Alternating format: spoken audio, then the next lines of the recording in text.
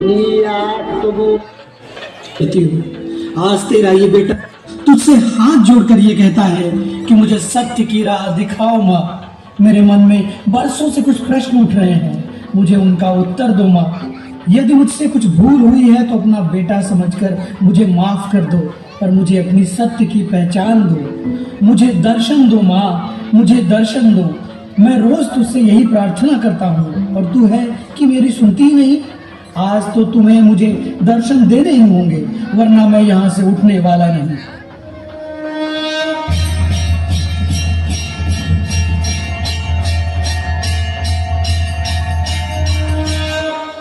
उठो वत्स, आंखें खोलो। माँ, आप सचमुच आ गई माँ। मैं धन्य हुआ, मुझे अपनी आंखों पर विश्वास नहीं हो रहा। हाँ पुत्र, देखो मैं सचमुच तुम्हारे सामने हूँ। तुम्हारी भक्ति से मैं प्रसन्न हुई। मांगो, क्या मांगना चाहते हो? आपका दिया मेरे पास सब कुछ है माँ। आपके प्रति मेरे प्रेम को इतना स्वार्थी न समझो माँ। मैंने आपको ही अपना सर्वस्व माना है। मैं आपसे कुछ मांगना नहीं चाहता, किंतु मेरे मन में बरसों से जो प्रश्न उठ रहे हैं, मुझे उसका उत्तर चाहिए माँ। मैंने बहुत से शास्त्र पढ़े हैं, ज्ञान की तलाश में दर दर भटका हूँ और अब मुझसे नहीं भटका जाता माँ। मुझे मेरे प्रश्नों का उत्तर केवल आप ही दे सकती हैं। पूछो वत्स, तुम क्या जानना चाहते हो? तुम्हारे सभी प्रश्नों का उत्तर मैं स्वयं दूंगी। माँ, आप कौन हैं और कहाँ से आई हैं? जब महिषासुर ने देवी देवताओं को बंदी बना लिया था, तब भगवान शिव ने आदि शक्ति को प्रकट किया। वो दिव्य अस्त्र शस्त्रों से सुसज्जित थी और अष्टभुजाओं वाली थी। उसने ही महिषासुर के साथ 9 दिन तक युद्ध किया और 10वें दिन महिषासुर का वध कर देवी देवताओं को मुक्त कराया। मैं वही आदि शक्ति हूँ। मेरी उत्पत्ति प्रकाश से हुई है। प्रकाश अर्थात निराकार परमात्मा शिव। मैंने अपनी सारी शक्तियाँ परमपिता परमात्मा शिव से ही प्राप्त की हैं। इसीलिए मुझे शिव शक्ति भी कहा जाता है। मुझे ही भक्तजन लक्ष्मी, दुर्गा, सरस्वती और काली आदि रूप से याद करते हैं। दुर्गा अर्थात दुर्गुणों का नाश करने वाली। मेरा काली रूप विकराल परिस्थितियों का सामना करने की शक्ति का प्रतीक है। उमा अर्थात सब में उमंग उत्साह भरने वाली। वैष्णो अर्थात विषयों को मिटाने वाली। संतोषी अर्थात सर्व को संतुष्ट करने वाली। लक्ष्मी अर्थात ज्ञान एवं गुण रूपी संपत्ति की धनी। और सरस्वती अर्थात ज्ञान वीणा सुनाने वाली। आपका इतना सुंदर परिचय प्राप्त कर मैं धन्य हुआ माँ, किंतु आपका स्वरूप अन्य देवी देवताओं से भिन्न क्यों है? पुत्र, मेरी 8 भुजाएं मेरी 8 शक्तियों का प्रतीक है। अब मैं तुमको मेरी अष्ट शक्तियों के बारे में बताती हूँ। स्वदर्शन चक्र से अभिप्राय है सदा स्वयं की कमजोरियों का दर्शन कर उन्हें नष्ट करना।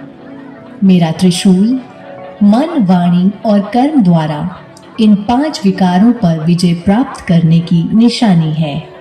मेरा शंख परमपिता परमात्मा शिव द्वारा सत्य ज्ञान का नाद करने का प्रतीक है। तलवार अर्थात ज्ञान तलवार के प्रयोग से ईर्ष्या, द्वेष और वासना जैसे असुरों को काटना।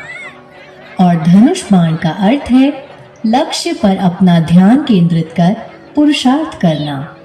जीवन रूपी संघर्ष में माया से युद्ध कर उस पर विजय प्राप्त करने का प्रतीक गदा है। कमल पुष्प अर्थात कीचड़ जैसे संसार में रहते हुए भी कमल पुष्प समान न्यारा और प्यारा रहना। ज्योति अर्थात सदा आत्मिक ज्योति जागी रहने का प्रतीक है। धन्यवाद माँ।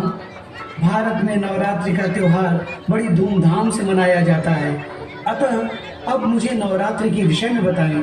नवरात्रि में किए जाने वाले कर्म कांड का क्या उद्देश्य है? नवरात्रि का आध्यात्मिक संदेश बुराई पर अच्छाई की विजय और जीवन को दिव्य शक्तियों से सुसज्जित करना है। नवरात्रि में लोग सर्वप्रथम कलश की स्थापना करते हैं। परमात्मा शिव इस कलयुगी रात्रि में आकर भारत की माताओं के बुद्धि रूपी कलश में ज्ञान अमृत भरकर उन्हें शक्ति स्वरूपा बनाते हैं। तभी तो शास्त्रों में ज्ञान अमृत का कलश माँ लक्ष्मी के सर पर दिखाते हैं। इसके पश्चात भक्तजन दीप प्रज्वलित करते हैं एवं जागरण भी करते हैं। तो दीप जगाना अर्थात अपनी आत्मिक ज्योति जगाना।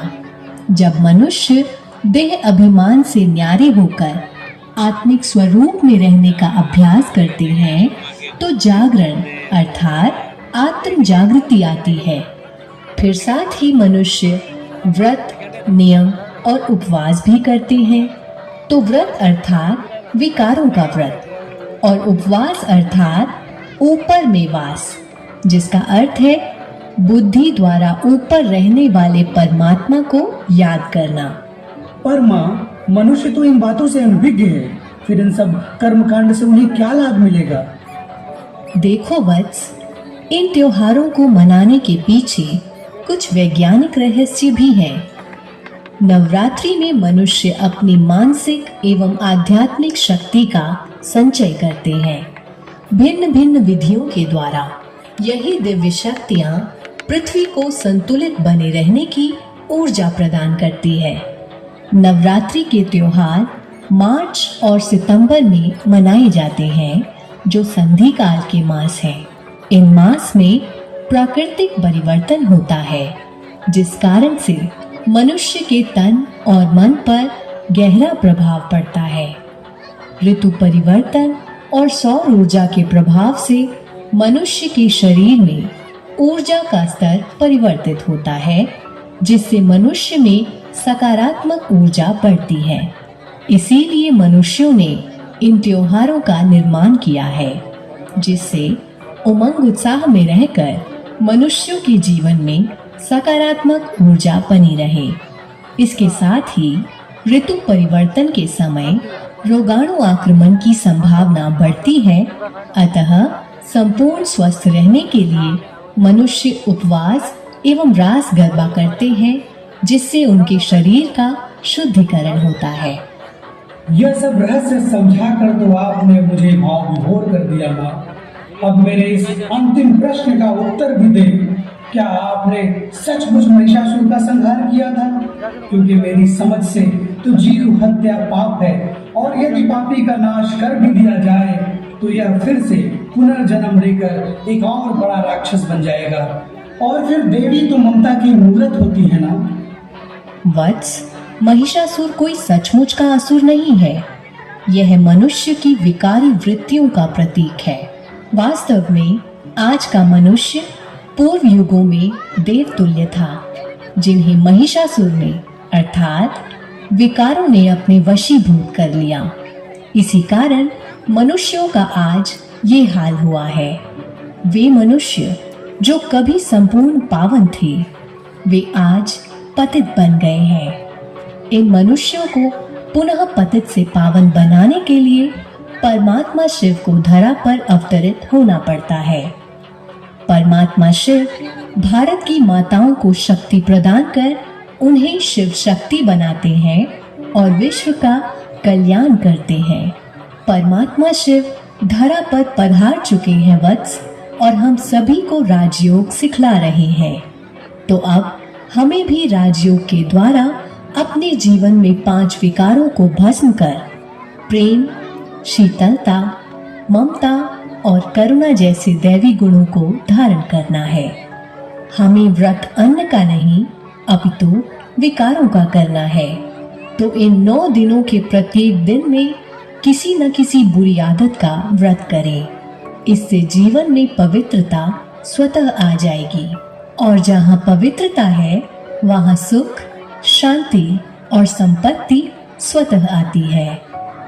जय हो माँ शिव शक्ति की, जय हो, जय हो, जय हो।